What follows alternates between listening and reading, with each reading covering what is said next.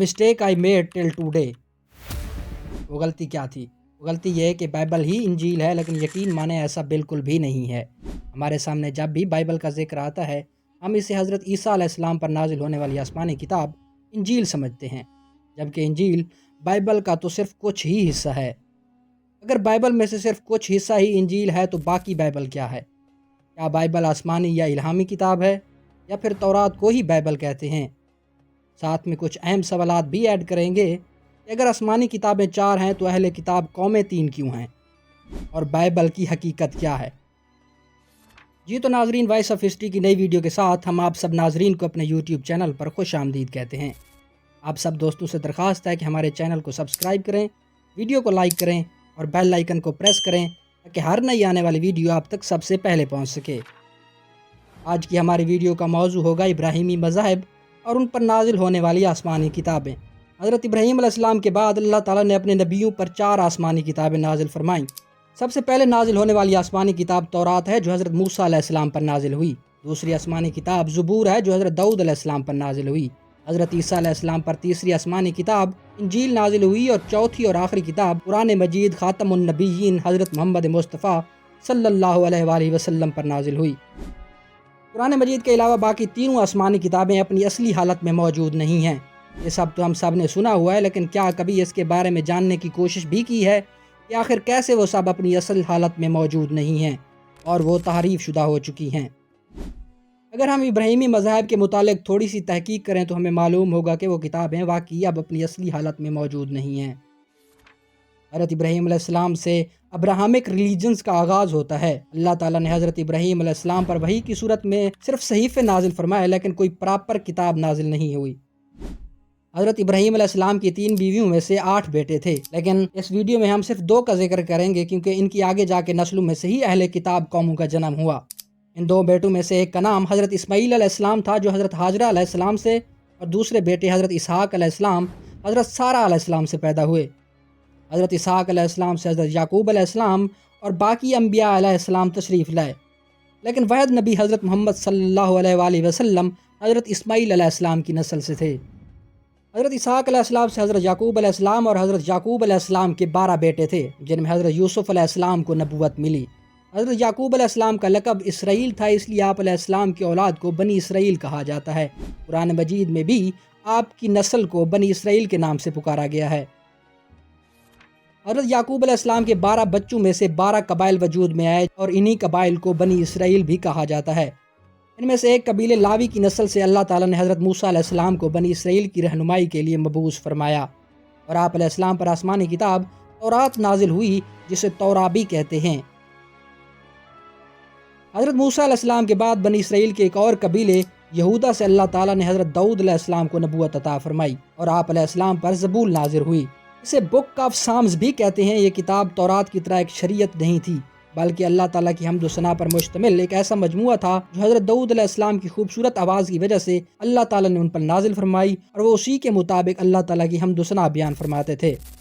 کیونکہ یہ ایک مکمل شریعت نہیں تھی، اس لیے اس کی پیروکار بھی کوئی خاص قوم نہیں، بلکہ سب اہل کتاب قومیں اس پر ایمان رکھتی ہیں۔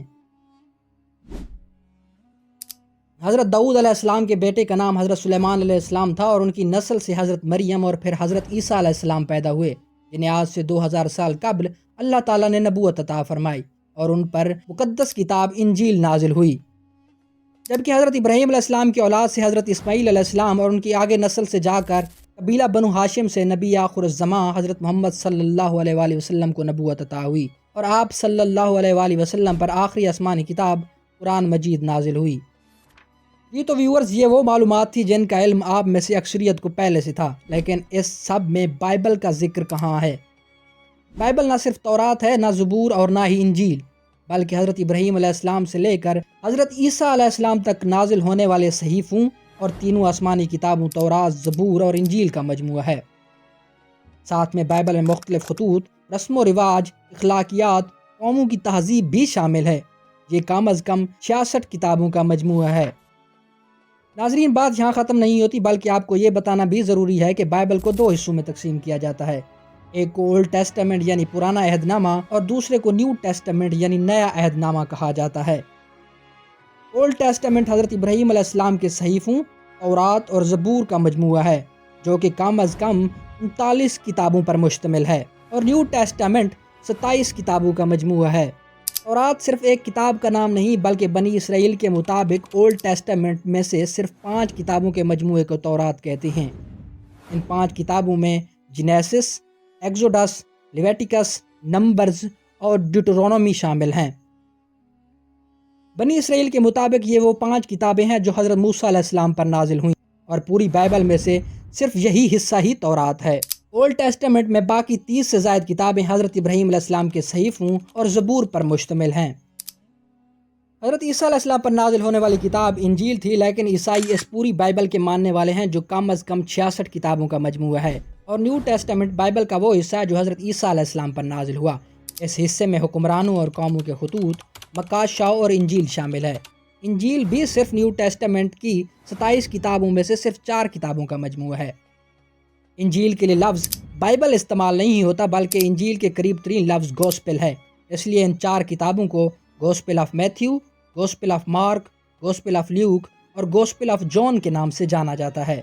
लेकिन इन सब में गॉस्पेल ऑफ जीसस यानी हज़रत ईसा अलैहिस्सलाम पर नाजिल होने वाली इंजील का जिक्र नहीं मिलता। और न्यू टेस्टामेंट की बाकी 23 किताबें क्या आसमानी किताबों में इजाफा हैं? अगर इन सब मालूमात को नज़र में रखें तो वाज़े नज़र आता है कि वाकई पिछली तीनों आसमानी किताबों में तहरीफ हो चुकी है।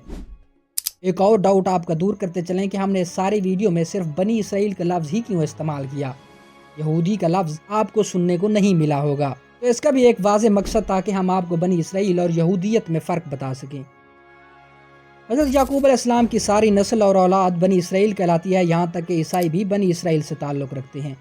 लेकिन दूसरी तरफ जब हज़रत ईसा अलैहिस्सलाम पर नबूवत नाजिल हुई तो बनी इसराइल के आधे से ज़्यादा लोगों ने हज़रत ईसा अलैहिस्सलाम को अल्लाह का पैगंबर माना और उनकी तालीमात पर अमल किया, और वो ईसाई कहलाए, जबकि जिनने इसका इनकार किया वो गैर ईसाई कहलाए। बाद में बनी इसराइल के ताकतवर कबीले यहूदा से निस्बत की वजह से उनने खुद को यहूदी कहलवाना शुरू कर दिया। हज़रत ईसा अलैहिस्सलाम से पहले यहूदी कौम का कोई कंसेप्ट नहीं था, बल्कि बाद में बनी इसराइल ने खुद को यहूदी कहलवाया। उम्मीद करते हैं आपको हमारी ये मालूमाती वीडियो पसंद आई होगी और आसमानी किताबों और अब्राहमिक रिलीजन्स के मुतालिक आपकी बहुत सी कन्फ्यूजन्स भी दूर हो गई होंगी। हमारी तरफ से अगर कोई कमी कुताही रह गई हो तो कमेंट सेक्शन में हमारी इस्लाह ज़रूर कीजिएगा। हमें इजाज़त दीजिए। अल्लाह हाफिज़।